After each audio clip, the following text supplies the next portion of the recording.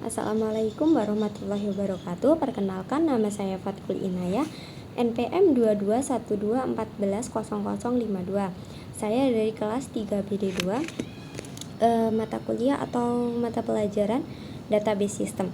Di sini saya akan mempresentasikan hasil tugas atau hasil pekerjaan saya, yaitu membuat IRD di aplikasi YID dengan judul sebuah perpustakaan, sistem perpustakaan di sebuah universitas.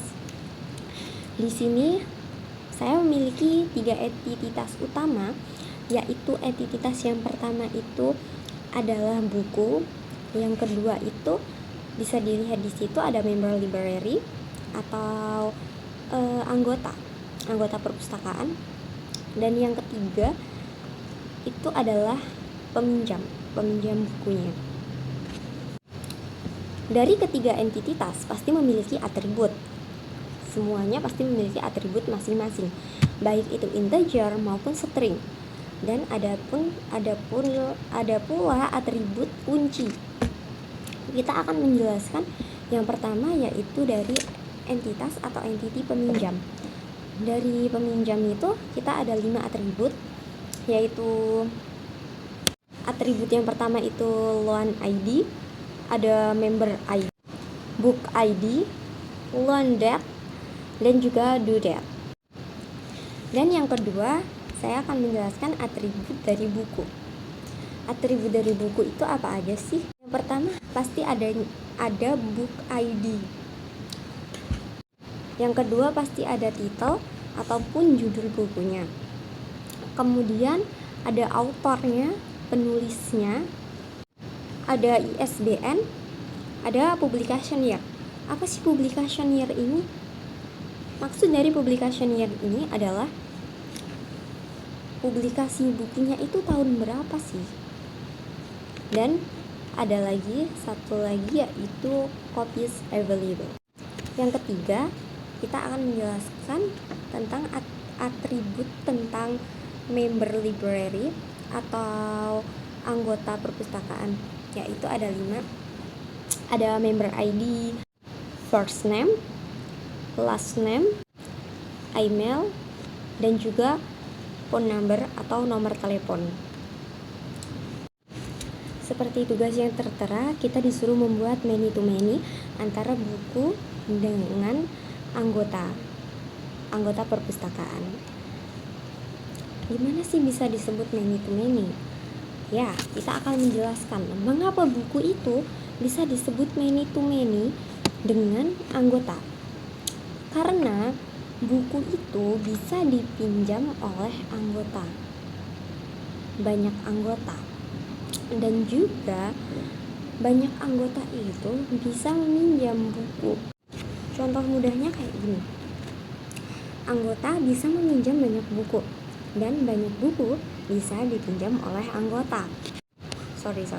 Maksudnya satu buku bisa dipinjam oleh banyak anggota gitu. Seperti panah di situ ya. Seperti panah di sini, yaitu panah ini dapat menunjukkan hubungan many to many. Seperti panah yang tandanya segitiga yang ada threadnya tengahnya itu menghubungkan many to many. Terus kenapa yang satunya itu enggak, panahnya emang segitiga ada itunya, tapi yang sebelahnya itu kok cuman enggak ada segitiganya? Yang hubungan peminjam dengan buku itu kenapa kayak gitu? Ya karena jika peminjam dengan buku itu, peminjam meminjamkan buku, tetapi buku itu tidak dipinjamkan oleh peminjam, makanya itu bisa disebut one to many. Jadi kita balik lagi ke yang many to many. Nah, maksud dari many to many itu kan hubungan banyak ke banyak gitu ya. Jadi itu apa ya, bisa disimpulkan kalau many to many itu tuh kayak bisa berkesinambungan. Bisa si A ya hubungan dengan si B juga balik lagi dengan si A. Ya persis kayak dengan buku, member dengan buku. Karena buku itu bisa dipinjam banyak member, tapi satu buku itu bisa dipinjam banyak member, terus banyak member itu satu member itu juga bisa meminjam banyak buku. Jadi hubungannya itu akan many to many di situ.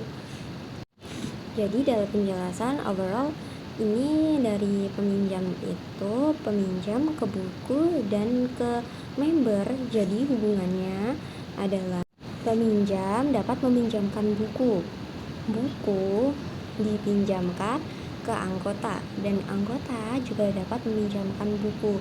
Jadi yang peminjam ke buku itu one to many, yang ke buku yang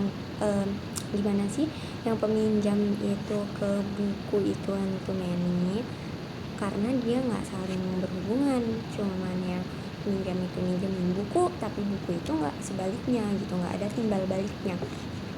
Terus kalau yang buku ke member itu many to many, ya karena itu ada timbal baliknya.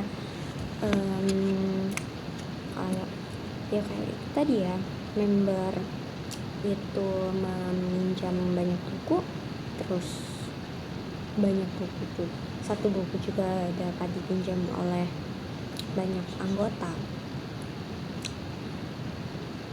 Mungkin mungkin penjelasan dari saya itu aja. Mungkin sudah cukup bisa kita lihat dari tabel ini gitu. Jadi ini hubungannya. Jadi kesimpulannya, setiap entitas itu memiliki atribut dan pasti berhubungan, entah itu many to many atau one to many. Dan juga